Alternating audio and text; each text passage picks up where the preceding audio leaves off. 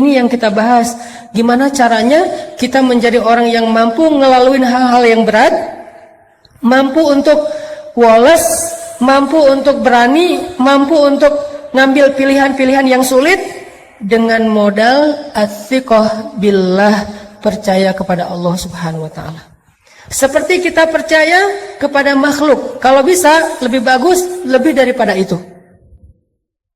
Kayak tadi saya percaya ke teman saya, akhirnya jalan, saya percaya kenapa? Dia guide yang handal. Pas misalnya kita ke satu kota yang kita nggak hafal jalannya, didampingin sama dia. Bahkan kalau udah jalan sama dia, kita udah nggak perlu pakai Google Map. Kenapa? Jalan dia itu lebih akurat daripada Google Map kadang-kadang. Kadang-kadang kan Google Map juga dia ngasih jalan yang mungkin udah belum diupdate, ternyata jalan itu udah ditutup. Kenapa ditutup? Lagi ada acara pengantenan. Google Map tahu? Nggak tahu. Kan Google Map nggak mengupdate setiap hari. Dia mungkin sebulan sekali atau entah berapa bulan sekali. Ya Allah wa'alam, saya nggak ngerti. Beberapa kali saya jalan nih, ditunjukin jalan alternatif yang paling cepat. Masuk kampung dong. Dan jalannya kecil tapi cepat, motong gitu. Oke, saya ambil nih naik mobil. Ternyata ditutup, jalan itu ditulis ditutup sementara ada acara ngantenan. Akhirnya harus mundur lagi, malah lebih lama sampainya daripada ngambil jalan biasa. Kenapa? Dia nggak update.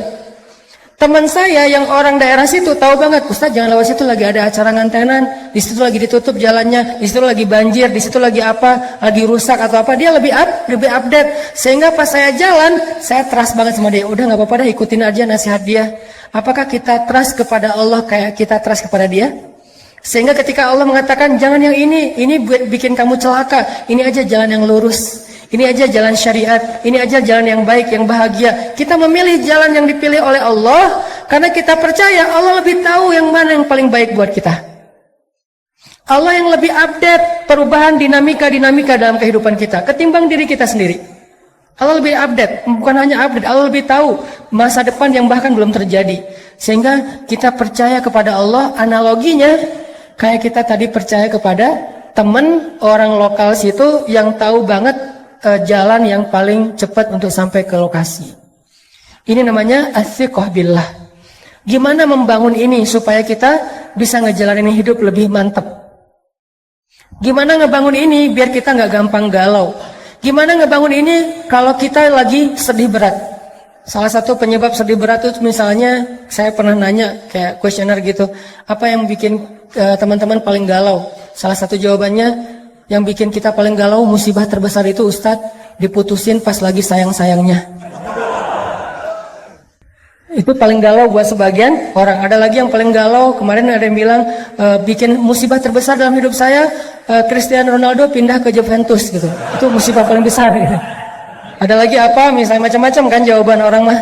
Intinya adalah gimana kalau kita dihadapkan dengan masalah kayak gitu. Kita kayak nggak terima kenyataan. Masa sih Argentina kalah sama Perancis? Kan nggak diterima tuh kenyataannya gitu ya. Itu gimana rasanya? Bisakah kita tetap bisa woles? Dan dalam contoh yang lebih rumit mungkin dalam kehidupan kita pribadi, bisakah kita tetap woles?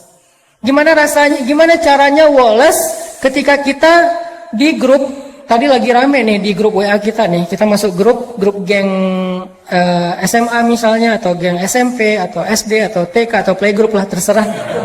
Jadi ada grup nih, satu geng, terus kayak ada yang broadcast sesuatu, yang lain pada respon gitu kan, chat, rame, apa. Kita ngelihat, oh banyak chat nih, kita masuk. Begitu kita komen, yang tadi rame tiba-tiba senyap. Itu gimana perasaannya? Perasaan tadi lagi heboh gitu, segala macam. Ada yang habis masak, terus posting, gua masak ini loh. Yang lain pada, mau. Pas kita, waduh, pinter masak ya, diem.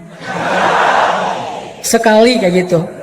Besok heboh lagi, kita komen, diem lagi. Sampai akhirnya diemnya seminggu, 2 minggu, itu grup sepi. Ternyata apa yang terjadi? Mereka bikin grup baru dan cuman kita doang yang gak dimasukin ke grup itu. Itu gimana perasaan kita? Kan sakit hati banget ya. Itu benar-benar wah kecewa banget lah. Akhirnya kita bukan hanya live group, kita del semua kontak mereka.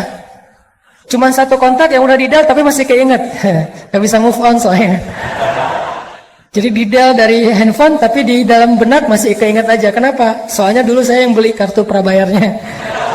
Intinya teman-teman, gimana kita mengkondisikan rasa di hati kita kalau kita lagi diuji kayak gitu.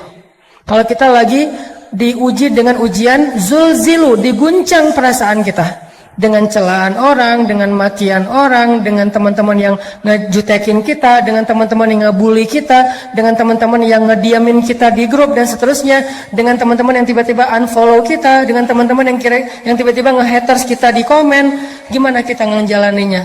Satu-satunya yang bikin kita kuat adalah as-siqah billah. Udah serahin aja sama Allah. Serahin aja sama Allah. Karena kalau Allah udah turut ikut campur, itu udah luar biasa. Lebih bagus cara Allah daripada cara-cara kita. Ini yang dibangun lewat belajar iman, belajar tajdidul iman, as-siqah billah. Coba teman-teman renungkan lagi kisah hijrah Nabi Shallallahu Alaihi Wasallam. Ada yang unik dalam hijrah Nabi itu. Saya kadang-kadang berpikir, kalau baca sejarah sirah itu kan saya suka mencoba mengimajinasikan sirah ya. Gak suka baca sirah sekedar data perang Badar 313 lawan 1000. Nabi lahir tahun ini, kemudian menikah tahun ini, usia sekian. Ini data sejarah, belum menjadi persepsi sejarah. Harusnya sejarah itu membangun persepsi kita, cara berpikir, bukan hanya sekedar wawasan dan data. Cuman adegan biasa. Saya coba memikirkan, kenapa ya Nabi hijrahnya sama Abu Bakar? Ada orang bilang, gak usah tanya, ya udah emang kayak gitu. Bukankah sejarah Rasulullah itu adalah untuk orang-orang yang berpikir? Afala ta'qilun qul siru fil ardi summanzuru. Perhatikan, kenapa Rasulullah SAW hijrahnya dengan Abu Bakar? Kenapa Nabi nggak hijrah bareng dengan Umar aja biar aman? Kan gitu ya. Coba lihat gimana Umar hijrah. Umar sebelum hijrah posting. Captionnya, ya ahla Makkah, ya ma'syara Quraisy. Wahai penduduk Mekah, wahai pemuka Quraisy, dimention satu-satu. @Abu_Jahal, @Abu_Lahab. Semuanya diposting dimention sama dia satu-satu tuh, banyak banget yang dimention. Abu Jahal, Abu Lahab, Abu Sufyan. Pokoknya semuanya dimention. Fa'lamu anni muhajir. Ketahuilah saya mau berhijrah. Itu Umar mau hijrah aja posting. Siapa yang pengen istrinya jadi janda, anaknya jadi yatim, tunggu saya di bukit belakang itu. Terus di Sherlock sama Umar, biar nggak kesasar, jelas gitu di mana harus nunggu. Umar kan, ada yang berani komen nggak? Nge-like aja doang yang lain. Kalau nggak suka pun diam aja. Nggak ada Abu Jahal, Umar, wah habis lo Umar, Umar misalnya apa, dia marah-marah nggak berani. Apalagi mentahzir Umar, nggak ada yang berani. Kenapa? Umar ditakuti di Mekah. Umar itu jawara Mekah, salah satu di antara petarung Mekah yang terkenal. Umar, Khalid, Hamzah. Kalau Nabi pengen hijrahnya aman, harusnya bareng Umar dong. Sehingga ketika Nabi hijrah bareng Umar, Umar langsung instastory, gue lagi bareng dengan Rasulullah nih. Pengen hijrah ke Madinah, ada yang berani nunggu gue di jalan? Nggak ada yang berani kan? Kan aman hijrah Nabi, kenapa nggak bareng Umar aja? Itu pertanyaan saya. Wah, kenapa nggak dengan Umar ya? Kalau kayak gitu kan Umar aman banget. Hijrahnya serombongan, nggak ada yang berani nungguin. Semuanya mulus jalannya. Kenapa nggak dengan Umar? Atau kalau Umar mungkin bukan keluarga Nabi, walaupun nanti jadi sahabat dekat, kenapa nggak dengan Hamzah? Yang secara status di Mekah sama kayak Umar, ditakuti. Jawara juga, pemanah ulung, pemburu, hunter. Dan beliau pamannya Rasulullah SAW sendiri. Kenapa nggak dengan Hamzah? Sehingga kalau misalnya Rasulullah lagi hijrah, terus orang-orang ngelihat yang ngedampingin atau yang ngawalnya adalah Hamzah, nggak ada yang berani ngedekat. Kenapa nggak dengan Hamzah? Atau kenapa nggak dengan Utsman? Supaya dikasih fasilitas hijrah yang nyaman, dikasih mobilnya Alphard. Kemudian nanti di perjalanan di rest area itu pilih rest area yang paling bagus, ada bisnis lounge-nya, bisa duduk nyaman, nggak perlu susah-susah, nggak akan kehujanan, nggak akan kepanasan. Karena Utsman orang kaya, kenapa nggak dengan Utsman? Atau kenapa nggak dengan tokoh-tokoh lain yang punya pengaruh di dalam kabilah orang Mekah? Kenapa Abu Bakar As-Siddiq? Satu, secara fisik Abu Bakar itu nggak seperti Umar bin Khattab. Beliau nggak lemah, karena kalau dibandingkan kita, Abu Bakar lebih tangguh. Soalnya Abu Bakar gitu-gitu mujahid. Tapi di antara orang Mekah, beliau tidak dikenal sebagai petarung. Kenapa Abu Bakar yang dikenal sebagai orang yang paling lembut?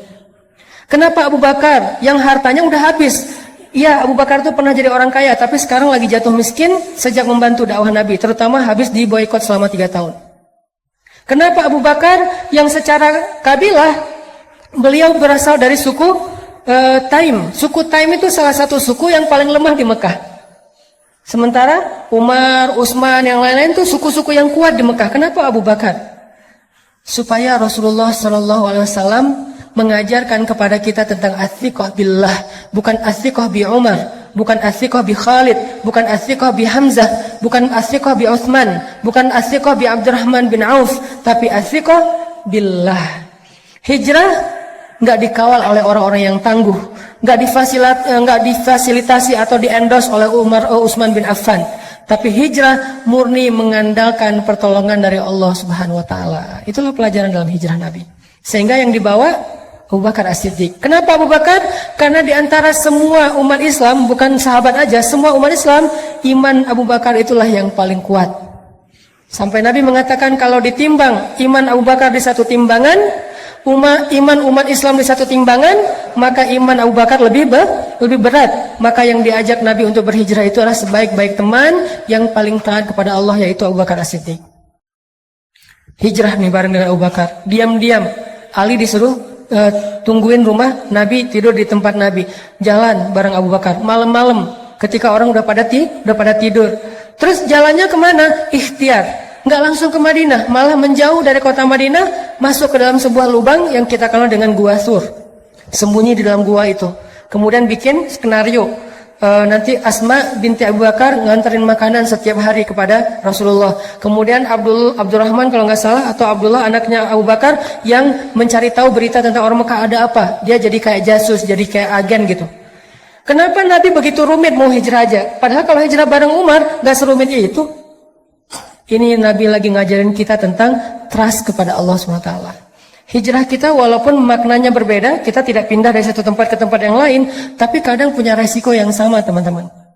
Setelah kita hijrah, kita ditinggalin teman-teman, ditinggalin geng di masa lalu kita. Setelah kita hijrah, kita jadi nggak punya pendapatan, penghasilan sebesar yang sebelumnya. Setelah kita hijrah, kita jadi malah mungkin dengan keluarga mulai agak ada cekcok, dengan pasangan mulai renggang kayak gitu-gitu. Ini adalah resiko-resiko ketika kita mengambil pilihan yang rumit, yang sulit dalam hidup kita. Apakah kita berani melakukannya karena as-thiqah billah, percaya kepada Allah? Ini yang dilakukan Nabi SAW. Sehingga ketika beliau sembunyi di dalam gua Sur, kemudian Abu Jahal mengumumkan, kata Abu Jahal, siapa yang bisa membawa pulang Muhammad hidup atau mati, maka akan aku hadiahkan 100 ekor onta. Kalau 1 ekor onta harganya 100 juta, berarti berapa? 10 miliar ya. Akan aku hadiahkan minimal nih, karena harga onta yang dipakai untuk ke luar negeri itu di atas 100 juta. Kalau yang 40 juta, 50 juta itu onta potong. Yang onta juga ada onta kampung, ada onta potong. Kalau onta potong harganya sekitar 40 juta. Kalau onta yang dipakai rihlah, itu biasanya di atas 100 juta. Kebayang nggak? Siapa yang bawa pulang Muhammad hidup atau mati, dikasih 10 miliar. Siapa yang nggak mau?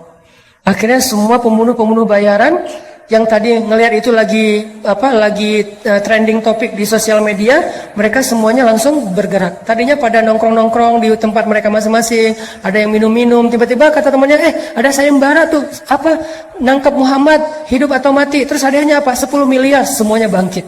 Serentak semua pembunuh bayaran di kota Mekah mencari Rasulullah SAW. Gimana rasanya? Dicari oleh pembunuh bayaran. Kalau ketemu, antara dibawa hidup ataupun dalam keadaan mati. Nyari. Salah satu pembunuh bayaran paling legend yang ada di Mekah, namanya Suraqah bin Malik. Itu paling legend. Gimana legendnya? Gak ada yang gak kenal Suraqah. Kalau Suraqah udah muncul, pada kayak bisik-bisik, Suraqah. Kenapa? Saking legendnya. Suraqah dekat, ada yang foto diam-diam, wah, gue bareng Suraqah, karena Suraqah juga nggak tahu apa-apa gitu ya. Saking pengen nambah followers misalnya, wah gue ketemu pembunuh bayaran yang paling legend. Kayak kalau selama ini mungkin ada beberapa yang dulunya pernah jadi ketua mafia, ketua geng, ketua preman di beberapa daerah, terus udah hijrah, udah taubat, dianggap sebagai legend kan, kadang-kadang wawancara gitu. Walaupun udah taubat, kalau dia datang ke sebuah warung kan langsung hening tuh warung. Kenapa? Wah, ada fulan misalnya gitu kan ya. Akhirnya pada kayak respect gitu, kayak segan misalnya. Itulah Suraqah. Terkenal sebagai pembunuh bayaran paling legend di kota Mekah. Dia tahu jejak banget. Dia pembaca jejak. Dia bisa tahu nih jejak udah berapa lama ngelewat jalan ini. Kalau masih basah mungkin beberapa menit yang lalu. Kalau udah kering mungkin udah seharian. Berarti jarak mereka sekarang udah sekitar berapa kilo. Bahkan Suraqah bisa tahu jejak onta atau kuda yang di atasnya itu laki-laki atau perempuan. Orang dewasa atau anak-anak. Duduknya normal atau meronta-ronta sebagai tawanan perang. Dia bisa tahu jejaknya acak, hancur atau jejaknya rapih. Jadi kalau di atasnya meronta-ronta, jejaknya agak acak gitu. Dia bisa tahu banget. Dan kemana arahnya. Sehingga kalau Suraqah udah keluar dari sarangnya, sulit untuk selamat dari pengejaran Suraqah. Itu sama lebih dahsyat daripada mungkin anjing pelacak atau siapa yang jago-jago kayak gitu. Ini Suraqah. Wah, Suraqah. Heboh kota Mekah. Suraqah mencari Muhammad. Jadi trending topik di Twitter semuanya ngomongin Suraqah nyari Muhammad. Semua orang heboh, viral di mana-mana. Akhirnya Nabi dengan Abu Bakar sembunyi di dalam Gua Thur. Beneran ternyata Suraqah akhirnya datang ke Gua Thur, berdiri bersama sekelompok para pemburu tepat di mulut gua dan Nabi ada di bawah kaki mereka. Kalau mereka ngelihat ke bawah kakinya sedikit aja, udah ketahuan tuh Nabi dengan Abu Bakar di dalamnya. Waktu itu Abu Bakar galau. Gimana pun Abu Bakar soleh, beriman, orang yang siddiq, tapi beliau manusia. Sedikit-sedikit kadang-kadang muncul sifat manusianya galau. Abu Bakar bukan penakut. Abu Bakar tidak takut atas keselamatan dirinya. Abu Bakar takut akan keselamatan kekasihnya Rasulullah SAW. Sehingga Abu Bakar bilang, ya Rasulullah, gimana ini? Kalau nanti mereka ngelihat ke bawah kaki mereka, kita ketahuan, nanti Rasulullah ditangkap. Sementara mereka ada ratusan orang, semuanya senjata lengkap, dan itu pemburu bayaran. Mereka itu pembunuh, sementara kita nggak punya senjata apa-apa. Gimana ya Rasul, gimana? Kita cuma berdua, mereka banyak. Nabi dengan tenang menasihati Abu Bakar dengan kata-kata apa? Ya Abu Bakar, ma zannuka bisnain? Allahu salisuhuma. Ya Abu Bakar, kenapa kamu pikir kita cuma berdua? Bukankah Allah yang ketiga? Coba nasihat Rasulullah SAW. Ya Abu Bakar, ma zannuka bisnain? Allahu salisuhuma. Kenapa kamu berpikir kalau kita tuh cuma berdua, Abu Bakar? Kalau berdua oke, kita takut, tapi bukankah Allah yang ketiga? Baru Nabi mengatakan, la tahzan, innallaha ma'ana. Jangan khawatir Abu Bakar, Allah bersama kita. Seketika itu juga Abu Bakar tenang. Ala bidzikrillah. Ini arti dari ayat tersebut. Ala bidzikrillahi tatma'innul qulub. Bukankah ketika kita mengingat Allah hatinya harusnya menjadi tenang? Itu ciri orang yang beriman. Ketika kita galau, tenang aja ada Allah. Tenang, berarti masih beriman. Ketika kita ada sesuatu yang membuat kita khawatir, resiko atau ancaman, tiba-tiba kita bilang, ya udah deh, serahin aja sama Allah. Tenang, berarti dia orang yang beriman. Kenapa? Innamal mu'minun idza dzukirallahu wajilat qulubuhum wa idza tuliyat 'alaihim ayatuhu zadatuhum imana wa 'ala rabbihim yatawakkalun. Orang beriman kalau disebut nama Allah langsung tergerak hatinya untuk makin mantap. Wajilat itu hatinya bergairah kembali. Yang tadi itu udah kayak udah mau mati tuh, hatinya udah lemah, tiba-tiba bergairah lagi, detak jantungnya udah mulai normal lagi. Kenapa? Ada nama Allah. Terus kalau dibacakan ayat-ayat nasihat, misalnya la tahzan innallaha ma'ana, terus ayat yang lain tabarakalladzi biyadihil mulk, dan seterusnya, dia bertambah zadatuhum imana, makin yakin sama Allah. Hasilnya apa? Wa ala rabbihim yatawakkalun. Ya udah, serahin aja deh sama Allah. Itu mukmin. Sehingga Abu Bakar awalnya galau dikit terhadap keselamatan Rasulullah. Nah, Rasulullah mengatakan, ya Abu Bakar, ma zannuka bisnain? Allahu salisuhuma. Kenapa kamu pikir kita cuma berdua, Abu Bakar? Kan ada Allah yang ketiga. La tahzan, innallaha ma'ana. Enggak usah khawatir Abu Bakar, Allah bersama kita. Langsung tenang Abu Bakar. Inilah teman-teman yang disebut dengan athiqah billah. Bisakah adegan ini kita terjemahkan dalam kehidupan kita sehari-hari?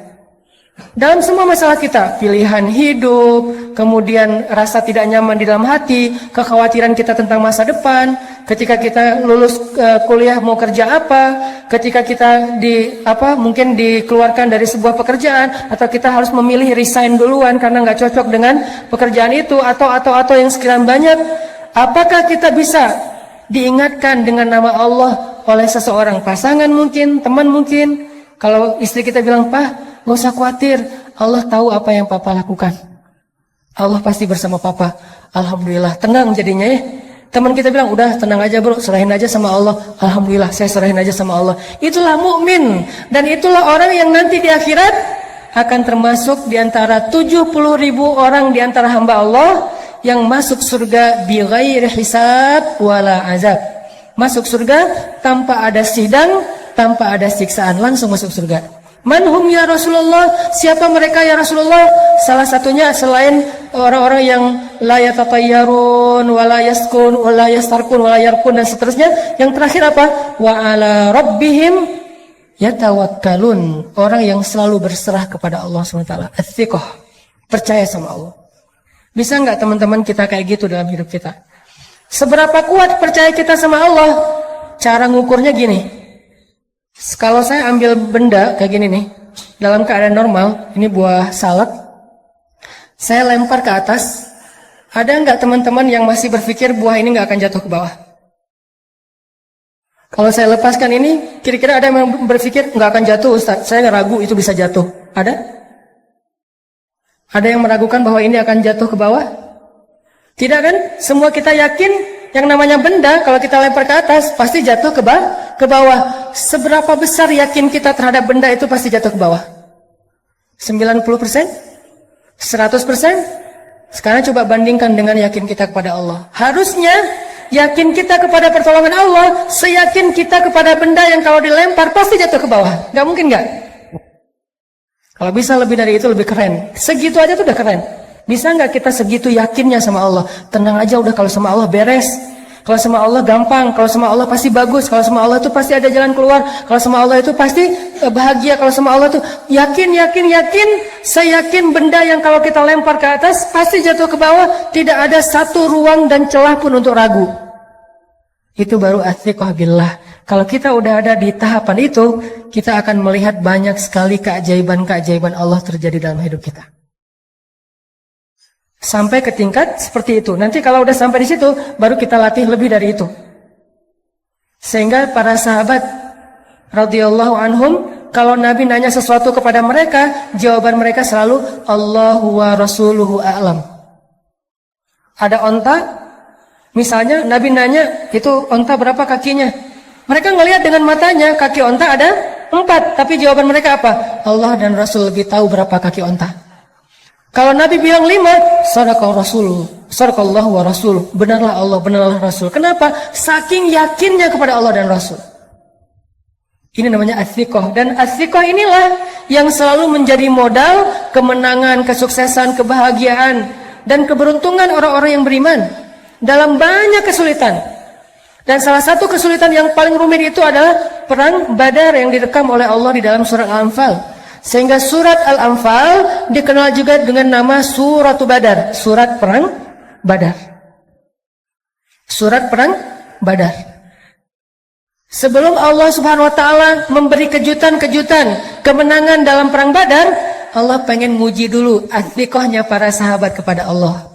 Coba teman-teman buka deh surat Al-Anfal, biar kita nanti bisa ulang-ulang di dalam bacaan kita atau di rumah. Bahwa surat ini adalah surat ngajarin kita tentang akidah challenge. Ini salah satu contoh akidah challenge di surat Al-Anfal.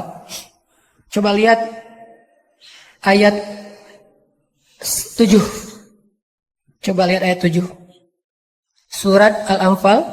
Surat Al-Anfal itu surat ke-8 ayat 7. Ini akidah challenge nih di ayat 7. Ketika para sahabat dikasih pilihan sama Allah. Apa kata Allah? وَإِذْ يَعِدُكُمُ اللَّهُ إِحْدَى الطَّائِفَتَيْنِ أَنَّهَا لَكُمْ وتودون أن غير ذات الشوكة تكون لكم ويريد الله أن يحق الحق بكلماته ويقطع دابر الكافرين. Ini akidah challenge. Apa artinya?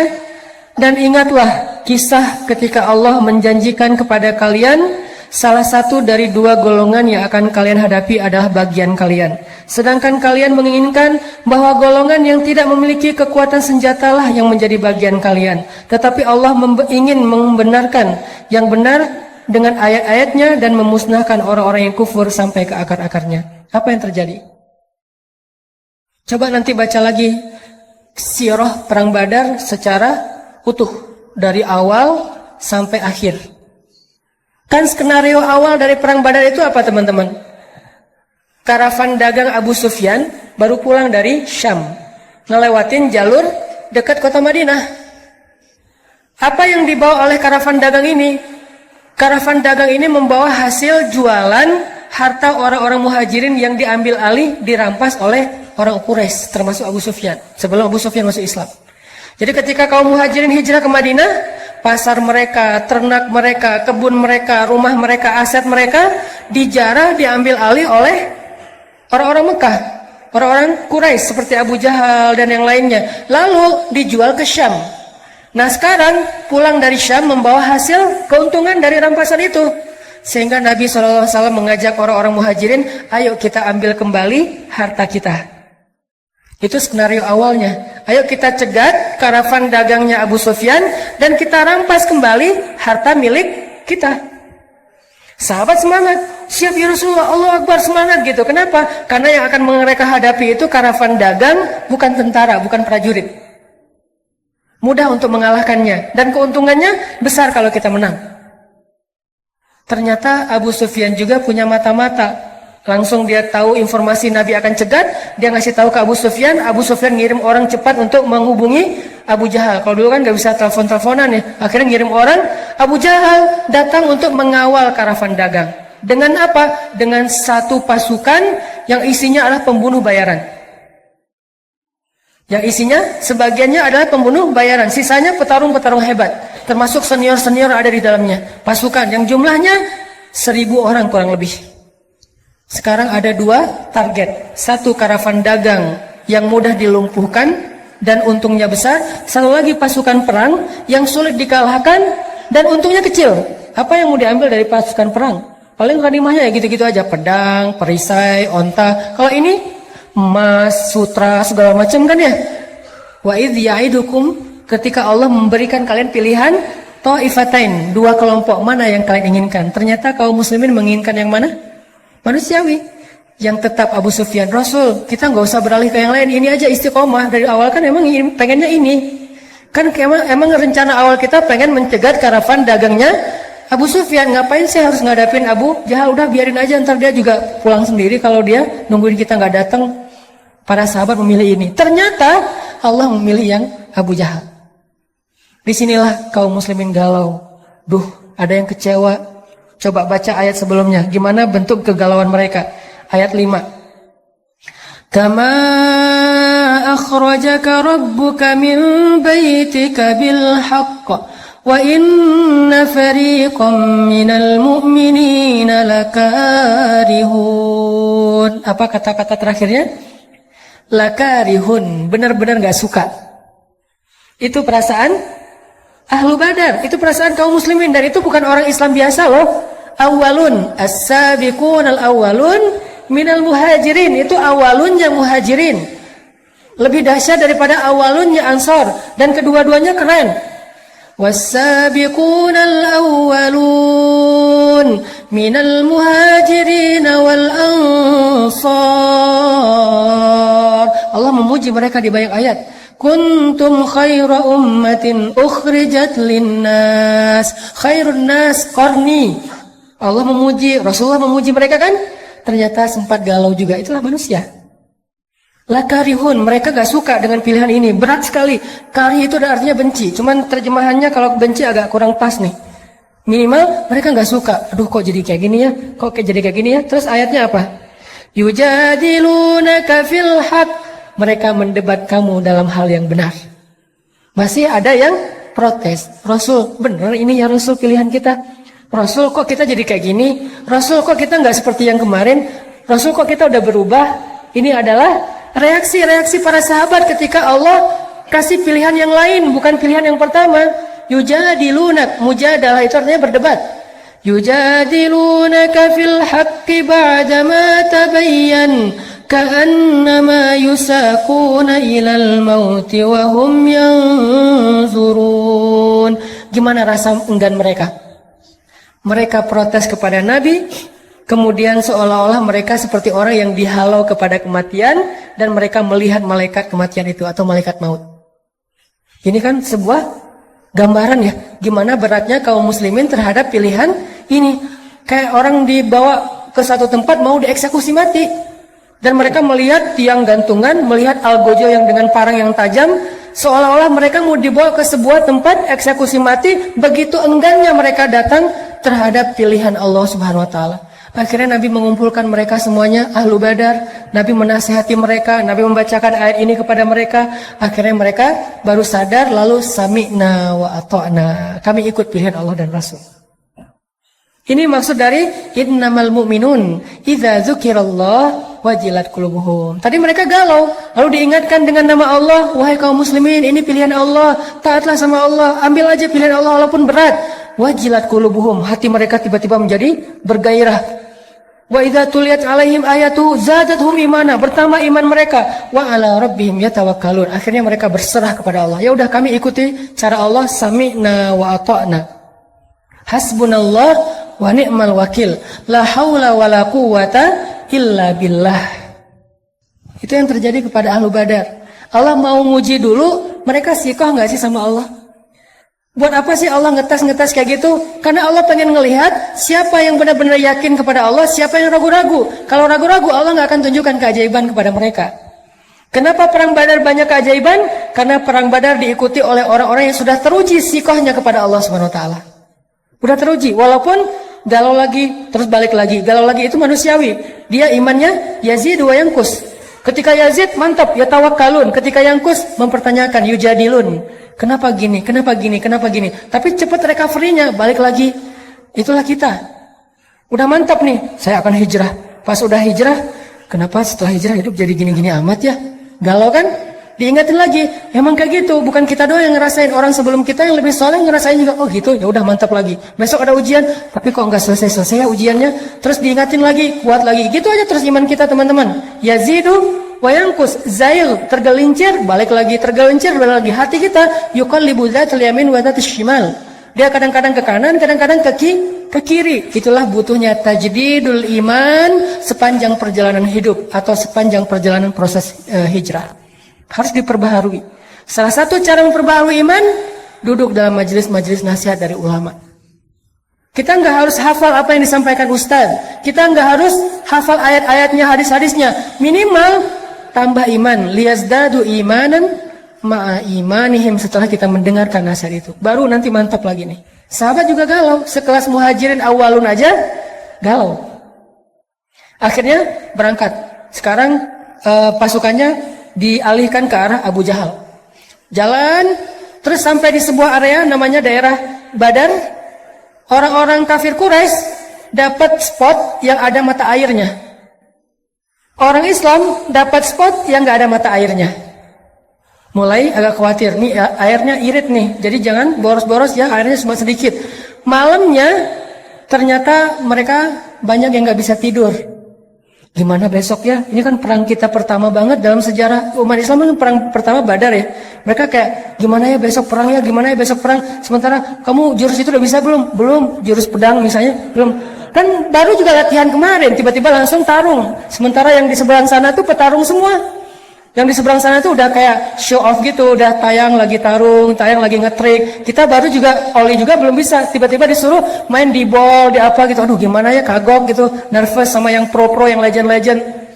Begitulah para sahabat. Orang-orang yang muslimin ini amatiran sebagian besarnya. Cuma beberapa orang juga yang tokoh kayak Hamzah, Umar, oke, mereka legend. Tapi sisanya amatiran, orang-orang biasa, bukan petarung. Di sana itu pro semua itu. Ikrimah, Abu Jahal itu kan pro semua ya, pro perang. Orang-orang yang jago dalam berperang. Galau malam itu nggak bisa tidur. Akhirnya kata Allah apa? Allah utus rasa ngantuk kepada kaum muslimin. Ini keajaiban pertolongan Allah kepada orang yang sikoh kepada Allah. Percaya sama Allah. Akhirnya apa kata Allah di ayat 11? Ini kita bedah ayatnya nih. Surat masih yang sama, Al-Anfal ayat 11. إِذْ يُغَشِّيكُمُ النُّعَاسَ أَمَنَةً مِّنْهُ. Allah memberikan kalian rasa ngantuk amanatan, biar kalian merasa nyaman, aman. Aman itu bahasa Arab terus jadi bahasa Indonesia. Amanatan min, supaya kalian merasa nyaman. Tiba-tiba semuanya nguap-nguap, ngantuk, tidur, kecuali 2 orang yang masih terjaga. Rasulullah lagi-lagi bersama Abu Bakar. Nabi berdoa. Doanya Nabi apa? Istighosah yang ada di ayat 9. Iltastaghithuna rabbakum. Jadi istighosah salah satu sunnah Nabi sallallahu alaihi wasallam. Nabi melakukan istighosah dalam momen yang paling berharga, yaitu perang Badar. Iltastaghithun. Gimana istighosah? Istighosah itu doa yang panjang.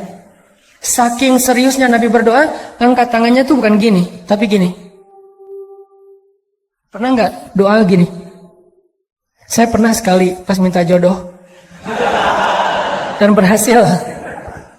Jadi kadang-kadang doa ada yang nggak pakai ngangkat tangan, kayak doa sehari-hari naik kendaraan atau apa. Ada doa yang pakai angkat tangan, ada yang doa setinggi-tingginya, ada yang doa dengan telunjuk. Kalau doa dengan telunjuk bukan nunjuk-nunjuk Allah, ya Allah kasih lo ya, harus ya, bukan. Dengan telunjuk itu maksudnya cuman kepada Allah saya berharap. Itu maksudnya. Jadi psikologi Arab dengan Indonesia itu beda dalam masalah telunjuk. Kalau kita kan kayak nyuruh-nyuruh ya. Karena ada ya Allah bukan ya Allah harus ya. Nih benar ya, bukan. Tapi ya Allah iyyaka na'budu wa iyyaka nasta'in, itu maksud dari nelunjuk. Jadi Nabi kadang berdoa nggak angkat tangan, kadang berdoa mengangkat tangan, kadang berdoa sampai angkatnya tinggi, kadang menelunjuk. Semua itu sunnah Nabi, tidak perlu dibenturkan antara satu dengan yang lain. Semuanya bisa dilakukan. Dan waktu itu Nabi beristighosah, mengangkat tangan setinggi mungkin sampai rida beliau jatuh, diangkat lagi oleh Abu Bakar, jatuh lagi, menangis semalaman. Sementara sahabat semuanya tertidur pulas gara-gara Allah menenangkan mereka dengan ngantuk. Ini pertolongan. Jadi kalau kita serahin urusan kita kepada Allah, Allah akan nolong kita. Pertama yang ditolong apa? Jiwa kita. Ketika kita punya masalah, yang akan pertama Allah lakukan bukan diselesaikan masalah kita, tapi dikuatkan hati kita. Itu kalau kita percaya sama Allah. Sehingga orang di luar yang nggak paham, ngelihat, dia udah capek berdoa, masalahnya masih gitu-gitu aja, nggak selesai, dia nggak tahu. Kalau dia ngadapin masalah itu, mungkin dia udah KO dari awal. Tapi kenapa orang ini kuat? Karena Allah kuatkan hatinya. Itulah pertolongan Allah yang pertama. Jadi bisa dibilang UGD-nya. Jadi penanganan pertamanya ketika dimasukin ke UGD itu, kalau kita langsung diinfus, langsung kayak ada apa jantungnya, atau diapain gitu penanganan awal, itulah yang dilakukan Allah ketika kita dalam keadaan darurat. Yang pertama ditolong itu adalah jantung kita. Gimana menolong jantung? Dikuatkan hati kita dalam menghadapi masalah itu. Bukan segera masalahnya selesai. Karena kayak kita sakit juga, nggak langsung sembuh pas datang ke UGD sembuh, enggak. Tapi jantungnya diselamatkan dulu, nafasnya diselamatkan dulu, kemudian darahnya diselamatkan dulu. Nanti sembuhnya setelah seminggu. Tapi minimal dia udah ditolong gitu. Nah Allah juga nolong kita kayak gitu teman-teman. Di awal ketika kita percaya sama Allah, ya Allah saya lagi ada masalah, tapi Engkau lah yang maha kuasa atas segala sesuatu. Saya tenang ada Engkau ya Allah. Saya mengandalkan Engkau banget ya Allah. La haula wala quwata illa billah. Hasbiyallahu wa ni'mal wakil. Udah, setelah itu Allah akan tolong hati kita. Gimana ditolong hati? Kalau dalam konteks surat Badar, mereka tertidur semuanya, tenang hatinya. Kita juga bisa gitu kadang-kadang. Kenapa ya akhir-akhir ini saya gampang ngantuk? Soalnya habis diputusin.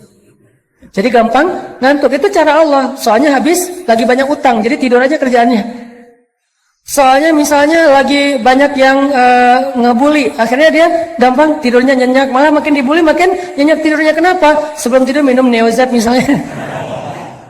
Yang jelas tidur kadang adalah solusi dari Allah untuk hamba-hambanya, sehingga dia dibikin tenang. Salah satu yang dikasih solusi tidur siapa? Ashabul Kahfi. Allah tidurkan mereka. Ternyata yang ditidurkan itu bukan cuma Ashabul Kahfi, Ahlu Badar juga ditidurkan oleh Allah. Ini ayatnya. Idh yughashshikumun nu'asa amanatan min. Cuman tidurnya nggak sampai 300 tahun. Tapi pesan moralnya sama, tidur yang membuat mereka nyaman, amanatan, menjadi tenang mereka. Selesai sudah masalahnya? Belum. Setan juga nggak nyerah, teman-teman. Habis itu setan datang dalam mimpi mereka. Jadi tadi setan gak bisa yuwaswis ketika mereka sadar karena Allah bikin mereka ngantuk. Sekarang setan yuwaswis ketika mereka tidur. Masuk dalam mimpi mereka satu-satu setan. Kan setan itu ya jerima jerat dam kan. Dia ngalir dalam aliran darah manusia. Dia bikin mimpi sahabat tuh jadi mimpi basah. Maaf. Akhirnya sebagian besar sahabat malam itu saking nyenyaknya tidur bangun-bangun dalam keadaan janabah junub. Mimpi basah. Siapa yang ngerjain itu? Setan. Kok usah nyalain setan? Emang salah? Salahnya apa? Siapa suruh jadi setan? Satu-satunya suuzon yang berpahala adalah suuzon kepada setan. Dan satu-satunya husnuzon yang berdosa adalah husnuzon kepada setan. Ustaz, jangan salahin setan, kasihan. Setan gak ada apa-apa kok. Enggak, itu husnuzon kepada setan gak boleh.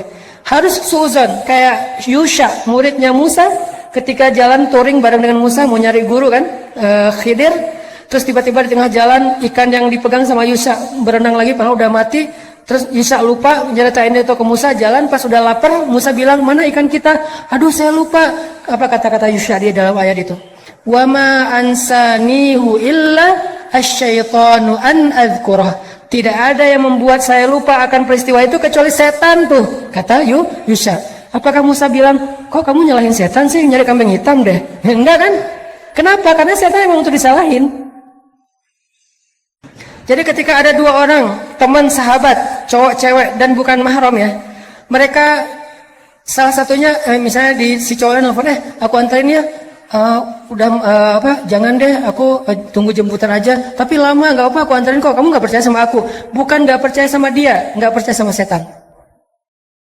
Jadi kalau kita menjaga hubungan kita jarak dengan lawan jenis, walaupun dia sahabat karib kita, ipar kita, sepupu kita, kita bukan nggak percaya sama dia, kita percaya banget sama dia, tapi kita nggak percaya sama setan. Itu analogi berpikirnya. Sehingga jangan sampai kita menganggap teman kita yang nggak mau jalan bareng kita, nggak mau semobil dengan kita, seolah-olah dia kayak ngeraguin kita. Bukan. Jangan suuzon dulu, jangan menjudge. Karena dia sangat yakin sama kita, sangat percaya sama kita, tapi dia sangat ragu kepada setan yang ada di antara kita. Sehingga dua orang yang sama-sama soleh bisa aja tergelincir, bukan karena niat buruk, tapi karena mereka memberi kesempatan kepada setan untuk menggoda mereka. Akhirnya setan datang, sahabat pada mimpi, basah, janabah, pas bangkit dari tidurnya, mereka harus mandi junub. Sementara air kurang. Ini gimana nih, kita harus mandi junub tapi nggak ada air. Mulai galau yang kedua nih, galau yang ketiga. 3 kali galau. Gimana kita akan berperang? Katanya ini perang suci tapi kita kotor. Katanya kita akan menghadapi musuh sementara kita juga najis. Gimana ini, gimana ini? Galau berat. Akhirnya Allah turunkan apa teman-teman? Hujan. Luar biasa ya cara Allah nolong. Coba lihat ayatnya. Masih ayat 11. Wa yunazzilu 'alaikum minas samaa'i ma'an liyutahhirakum bih wa yudhhiba 'ankum rijzasy syaitan. Allah turunkan air dari langit sehingga para sahabat tiba-tiba langsung bisa mandi janabah di bawah hujan. Dan mereka bertakbir, Allahu Akbar, Allahu Akbar. Dan hujan itu anehnya lokal banget. Cuman di campnya para sahabat doang. Camp seberang tuh nggak hujan. Yang camp seberang gini aja. Kok di sana hujan sih? Yang di sini hujan, di sana kering. Itu kayak gitu banget cara Allah ngasih rezeki ya. Keajaiban ini muncul gara-gara dari awal mereka sudah lulus ujian ats-tsiqah billah. Jadi kalau kita memulai satu urusan kita dengan tsiqah billah, udah serahin aja. Lika-likunya tuh Allah ya akan ngasih kejutan. Banyak banget kejutan-kejutan indah. Udah selesai di situ? Belum. Udah pada mandi, udah pada segar, malah lebih segar daripada sebelum tidur gitu ya. Udah segar banget. Pas mau menghadapi musuh, mereka ngelihat musuh ini tangguh-tangguh dengan, kan kaum muslimin dalam perang Badar yang pakai kuda itu cuma 2 orang kalau nggak salah, sisanya jalan kaki. Sementara musuh sebagian besarnya pakai kuda dan onta. Pakai perisai, pakai baju besi, pakai pedang yang lebih panjang, lebih gede daripada kaum muslimin. Kan gentar juga nih ngelihat musuh yang gagah-gagah. Gagah-gagah juga ya. Akhirnya apa? Allah tolong lagi. Tiba-tiba pas mereka ngelihat ke langit, mereka ngelihat barisan cewek-cewek, maaf, bukan, barisan malaikat. Barisan malaikat berbaris di langit. Jangan lihat ke atas. Saya aja yang udah punya pasangan. Insya Allah aman. Ntar gak dibukain pintu. Ternyata pas ngelihat ke langit, itu udah banyak barisan malaikat. Jadi menurut saya, perang Badar yang paling benar itu logikanya bukan 300 lawan 1000. Karena kaum muslimin itu bukan 300 orang. 300 orang plus 1000 malaikat. Jadi perang Badar itu yang benar adalah 1300 lawan 1000. Karena ditambah malaikat. Sebetulnya satu malaikat juga cukup loh kalau kita mau berpikir logis ya. Allah ngapain sih banyak-banyak, ngirim satu aja udah cukup lah. Untuk ngalahin musuhan cuma dihembus aja kan habis ya. Kenapa sampai 1000? Karena tujuan malaikat diturunkan bukan cuma untuk membunuh musuh, tapi menenangkan kaum muslimin. Kayak gitu banget kan Allah memperlakukan orang yang beriman. Dikirim 1000 malaikat yang turun berduyun-duyun, pakai ikat kepala hijau, kemudian pakai jubah putih, kemudian mereka menyambar dengan cepat seperti angin, sehingga kaum muslimin ngeliat, perang belum mulai kok udah pada duluan sih, malaikat duluan yang jalan. Aktif banget nih malaikat gitu ya, luar biasa. Sehingga kaum muslimin ya udah deh, ngopi-ngopi dulu kalau bahasa kita ya. Udah duluan malaikat aja kalau bahasa kita nih. Jadi intinya kayak gitu banget Allah memperlakukan kaum muslimin. Kenapa? Athiqah billah. Pokoknya udah serahin aja sama Allah, hidup kita bakalan nyaman banget. Didoain malaikat, ditolong malaikat, disupport sama malaikat, di like sama malaikat, di repost sama malaikat, di mention sama malaikat dalam analogi sosial media kita. Itu banget kalau kita percaya sama Allah. Tapi begitu kita athiqahnya berganti kepada logika, kita lebih yakin kepada hitung-hitungan matematika kita, maka hilanglah semua peluang kita untuk melihat keajaiban dalam hidup kita. Bisa dibilang perang Badar itu hampir kaum muslimin tuh nggak ikut perang. Cuman dikit doang perangnya, sisanya malaikat yang sebetulnya berperang. Coba nanti baca kisah perang Badar dari angle musuh.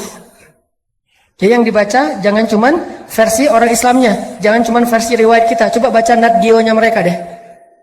Nat Geo-nya musuh.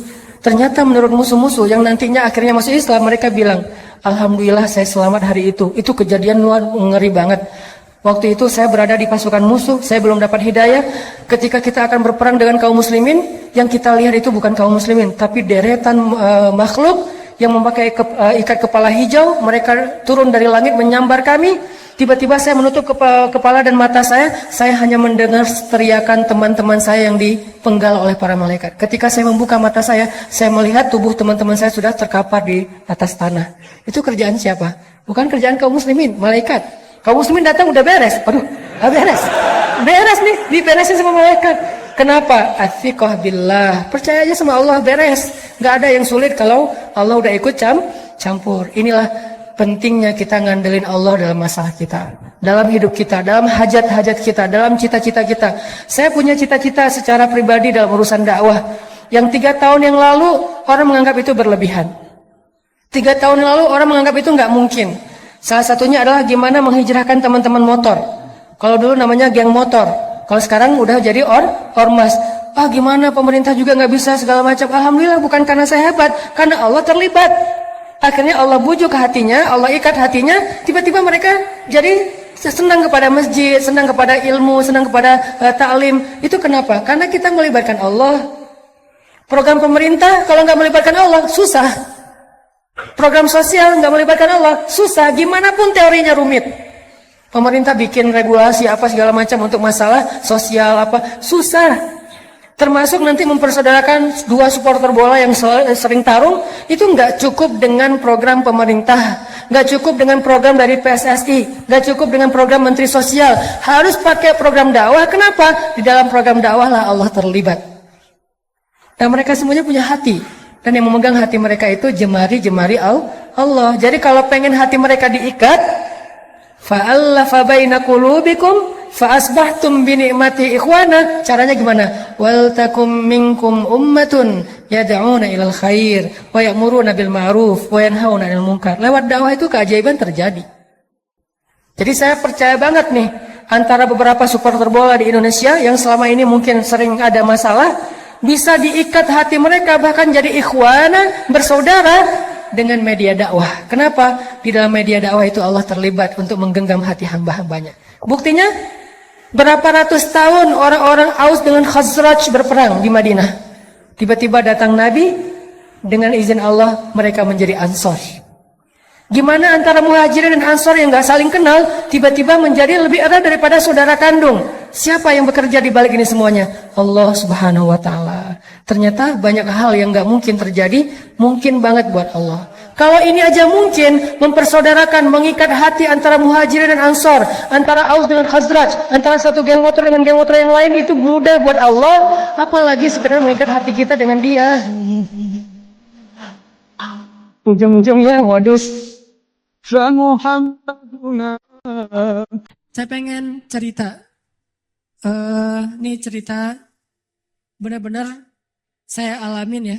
Mudah-mudahan ini jadi makin bikin kita yakin. Hidup kita itu kan emang kalau kita melibatkan Allah itu jadi mudah ya. Susahnya hidup kita itu karena kita jarang melibatkan Allah. Kecuali udah mentok. Kalau dari awal kita nge-mention Allah dari awal itu apa? Bismillah. Di tengah-tengah kita masih terus nge-tag Allah. Ya hasbi Allah, la haula wa la quwata illa billah. Berdoanya ke Allah. Kalau kita ngelibatin Allah dari awal dalam hidup kita, pertama Allah akan kuatkan hati kita. Kedua Allah akan bereskan urusan kita. Dan itu bukan cuma terjadi kepada Imam Ahmad bin Hambal yang saya pernah cerita. Bukan cuma pernah terjadi kepada Uwais Al-Qarani, tabi'in yang pernah saya cerita. Tapi juga terjadi kepada 3 teman saya. Yang satu anak Batam namanya Agi, anak skateboard. Satu lagi anak Jakarta model namanya Agi. Satu lagi driver ojek online di Bandung. Ini 3-tiganya nih baru saya alami sekitar beberapa waktu yang lalu. Kalau yang ojek online sekitar sebulan yang lalu. Kalau yang Agi baru 2 minggu yang lalu saya ngalamin. Apa ceritanya? Melibatkan Allah dalam semua harapan kita. Agi, anak Jakarta ini, pernah ikut kajian saya kayak gini di salah satu masjid di Maruya, di Kebun Jeruk, Jakarta. Terus pas ikut kajian itu dia bilang gini, ya Allah, saya pengen banget ketemu Ustadz Hanan langsung, tapi jangan di taklim, karena agak susah, terlalu rame. Saya pengen ketemu berdua dalam suasana yang lebih nyaman. Kabulkanlah ya Allah, gitu. Selang seminggu kemudian setelah selesai acara itu, alhamdulillah qadarullah ombaknya lagi bagus di laut. Kan saya suka mantengin ombak tuh. Ada website namanya Surf Forecast kan. Forecast buat surfing. Jadi tahu ombaknya lagi berapa, seberapa baiknya untuk pakai untuk berselancar. Ombaknya lagi bagus nih. Ombaknya 2,5 meter, 2,5 meter. Terus anginnya pas gitu.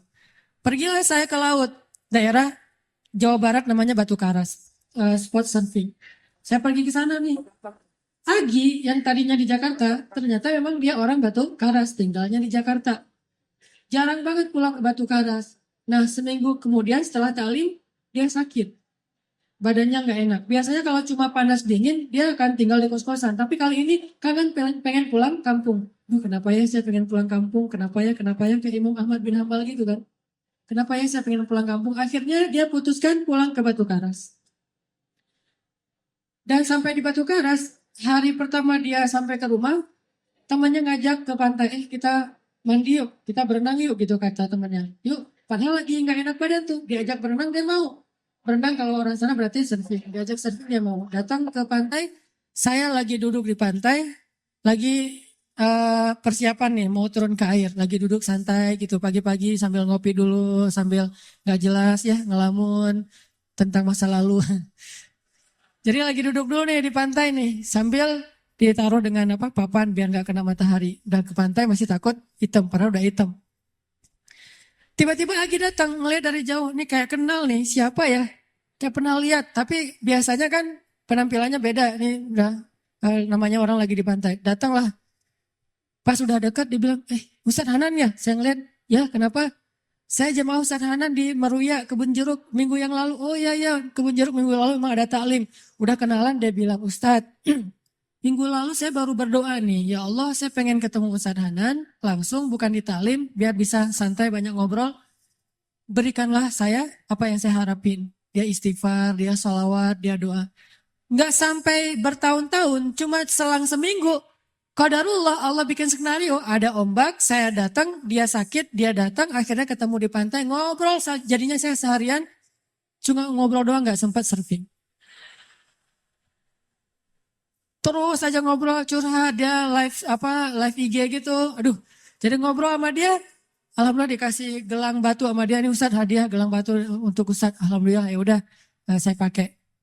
Intinya adalah coba cuma seminggu doang tuh. Dia minta ke Allah, dia melibatkan Allah, akhirnya Allah kabulkan. Bisa nggak kita dalam waktu seminggu halal dengan cara berdoa ke Allah? Ya Allah, saya lihat dia kemarin di masjid. Masjid apa ini teh? Baitur Rahman. Cuma saya nggak berani menyapa. Saya menyapa dia lewat engkau saja ya Allah. Kalau kita yakin dan tembakan kita itu udah jago tadi, jawid imanan tujawid qira'atak kata Hanin tadi. Kuatkan, jagokan diri kamu dalam yakin ke Allah, makin jawid, makin jawad, makin bagus, maka insya Allah akan kena panahan kita.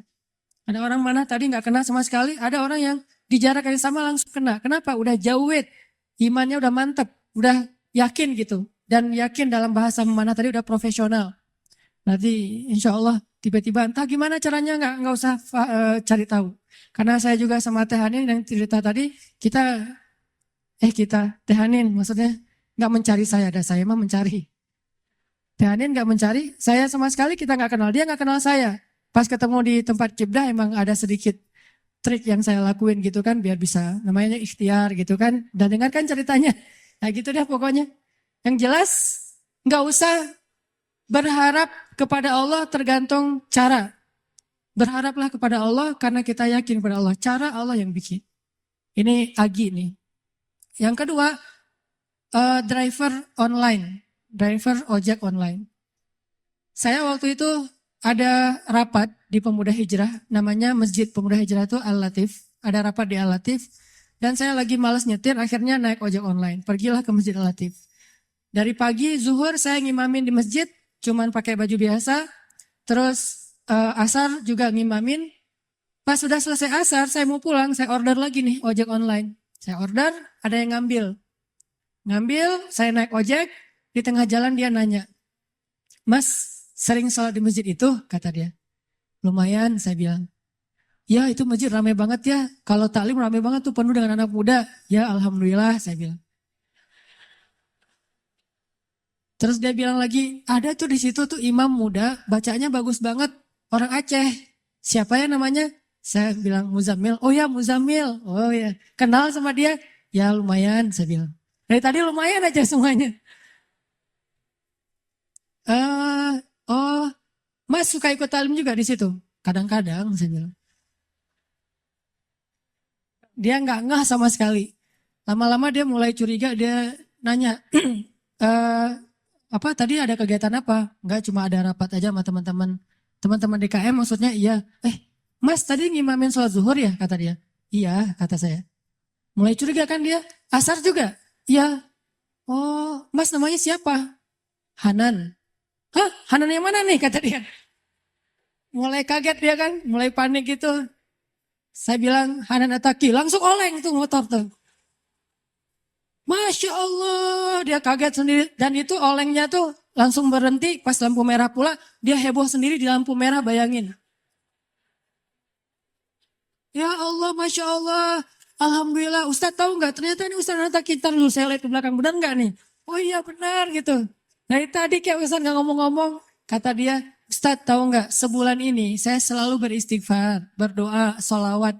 Ya Allah saya pengen banget ketemu sama itu tuh satu lagi gurunya Muzammil yang ceramahnya suka di YouTube katanya. Ustaz Hanan Ataki saya pengen ketemu beliau tapi susah kalau di taklim. Pengen berduaan jangan pas rame-rame. Ternyata berduaannya di atas ojek coba. Dan itu demi Allah kisah nyata teman-teman terjadi. Jadi Imam Ahmad yang pernah kita dengar ceritanya bukan cuma terjadi di Basrah. Terjadi juga di Indonesia. Terjadi di Jakarta, di Bandung, Surabaya, di Kediri, di mana-mana kalau kita melibatkan sebegitu mudahnya. Padahal dua orang ini saya kira bukan ulama, bukan orang yang Mungkin hijrahnya udah lama, baru juga hijrah. Tapi kenapa diperlakukan oleh Allah semudah itu? Bagi Allah, orang yang sudah taubat dari dosa, seperti orang yang tidak berdosa. Orang yang sudah taubat dari dosa, seperti orang yang tidak berdosa. Jadi sama Allah memperlakukan dia, seperti Allah memperlakukan kekasih-kekasihnya yang soleh lainnya. Jadi jangan pesimis, jangan putus asa. Kalau kita melibatkan Allah, kita akan dikuatkan. Tenang aja, udah tetap la tahzan, innallaha ma'ana. Yang terakhir tadi kisah AG. AG ini anak skateboard dari Batam. Dia itu kerja di sebuah perusahaan swasta di Batam, IO gitu. Dia pertama dapat hidayah itu dengerin istrinya dengar booster di YouTube. Mah dengerin apa tuh booster? Ini ada ustadz katanya juga senang main skate walaupun gak bisa sih, cuma senang nemenin doang. Oh, mana? Karena dia senang memang anak skate, jadi ngelihat gitu. Oh, ini ustadznya, coba dengerin lagi. Oh, kirain tadi cewek. Biasalah kayak gitu Maya. Gak tau jenggotan gini. Udah gitu, oh gimana coba dengerin. Nangis. Selama ini dia udah belasan tahun gak sholat. Jangankan sholat sendiri. Jangan sholat ke masjid. Sholat sendiri aja gak pernah. Bahkan sholat Idul Fitri aja gak pernah. Kan kalau kita minimal sholat Idul Fitri ya, setahun 2 kali lah ya. Walaupun masbuk itu juga. Kenapa masbuk? Kebiasaan kalau Jumatan datangnya kalau khutbahnya udah selesai. Dan Idul Fitri, Idul Adha mah khutbahnya selesai sholat. Wah masih khutbah, ntar aja deh kalau udah selesai. Begitu datang orang udah pada pulang. Loh kok gak sholat sih? Sholat Idul Fitri itu sebelum khutbah. Ini salah dia. Dia gak pernah sholat sama sekali. Tapi tiba-tiba nangis jadi kayak sadar dapat hidayah gitu. Tapi saya pikir emang bukan cuma dia yang dapat hidayah dengerin booster. Saya juga dengerin booster diri sendiri kayak dapat hidayah gitu. Oh benar juga ya kata Ustadz ini. Kok saya dapat hidayah? Kata saya sendiri tuh. Kan ada ceramah saya misalnya sebutlah Allah itu maha baik, Allah segala macam. Saya pas dengar, ya Ustadz itu benar juga dia ngomonginnya tuh. Akhirnya saya dapat hidayah dari diri sendiri. Dia dapat hidayah. Setelah dia dapat hidayah, diam-diam dia sholat. Dia wudhu, gak mau ketahuan sama keluarganya. Dia tutup pintu, dia sholat di dalam kamar. Jarang-jarang kamarnya dikunci. Pas istrinya mau ngeliat ke dalam rumah, dalam kamar, diketok-ketok kok gak dibukain. Pas udah selesai dia sholat langsung buka-buka pura-pura tadi ketiduran gitu. Dia gak mau ketahuan lagi sholat. Setelah sholat dia berdoa, ya Allah Ustadz itu udah bikin saya sadar. Saya pengen banget ketemu beliau. Beri saya jalan ya Allah. Hari dia berdoa, besoknya dia ketemu dengan atasannya. Dia bilang, Pak boleh saya minta izin. Padahal dia jatah cutinya udah habis tuh. Gak ada dapat jatah cuti lagi. Atasannya nanya, izin kemana? Saya mau ketemu Ustadz saya di Bandung. Ini orangnya, saya dengar booster dari dia, jadi saya sadar. Oh ya udah, kamu cuti sesuka kamu deh, kata atasannya. Dimudahin, butuh uang saku, dikasih uang saku, berangkat dia ke Bandung, dan dia datang ke hari Rabu taklim saya yang rutin di Bandung itu yang di Masjid TSB Trans Studio, ketemu langsung dengan saya dan alhamdulillah Ustadz, mudah banget ya kalau kita menuju ke Allah. Yang susah itu kalau kita menjauh dari Allah. Tapi kalau menuju ke Allah, dipermudah, banyak banget urusan yang dipermudah. Saya malah dapat uang saku, saya malah dapat kayak bonus dari atasan saya. Keluarga saya alhamdulillah sekarang jadi lebih baik setelah saya berhijrah. Dan saya pengen ketemu dengan Ustadz, dimudahin banget. Ini lihat bukti. Bukan karena saya orang soleh, enggak. Kesolehan kita hanya Allah yang tahu. Tapi karena kita yakin sama Allah. Karena kita melibatkan Allah. Terus kenapa galau, kenapa khawatir, kenapa enggak tenang? Kalau kita bisa melibatkan yang maha kuasa dalam segala urusan kita. Jadi itu teman-teman, coba buktiin deh. Kalau teman-teman yang lain di tempat yang tadi saya ceritain udah membuktikan, kita pasti bisa lebih dari itu. Bukan hanya ketemu Ustadz, tapi juga ketemu dengan pasangan kita, menemukan rezeki yang halal untuk kita, apapun kebaikan. Tinggal, ya Allah, saya pengen nikah, beri saya jalan. Udah gitu, lihat keajaiban terjadi dalam hidup kita. Kalau enggak juga, enggak ada sia-sianya berdoa kepada Allah. Makanya saya bilang kalau berdoa tuh jangan yang tanggung, yang mantap sekalian. Ya Allah, kalau mobil ya Allah saya pengen Alphard. Penghasilan kita kecil, tapi pengennya Alphard. Emang sia-sia? Enggak. Kalau enggak dikasih Alphard di dunia, dikasih Alphard di akhirat. Kan Allah pasti mengabulkan doa kan? Pasti itu. Kalau enggak dikabulkan di dunia, dikabulkan di akhirat. Bangun dari kubur, tiba-tiba lewat Alphard, berhenti depan kita. Ini mobil siapa? Ayo kita ke Padang Mahsyar, lewat pakai Alphard gitu. Udah ada drivernya. Mereknya bukan Toyota tapi mereknya Cahaya. Merek baru nih. belum dijual di Indonesia. Mereknya Cahaya, kendaraan cahaya yang lebih nyaman adalah Alphard, jalan ke padang mahsyar. Kenapa saya dapat kendaraan ini ya Allah? Karena dulu kamu pengen banget punya mobil Alphard di dunia, tapi aku tidak memberikannya di dunia karena itu tidak baik untuk kamu, tapi aku berikan di akhirat. Apa sia-sianya berdoa kepada Allah? Jadi tetap ar-raja ilallah, berharapnya hanya ke Allah dan itulah obat untuk segala kegalauan.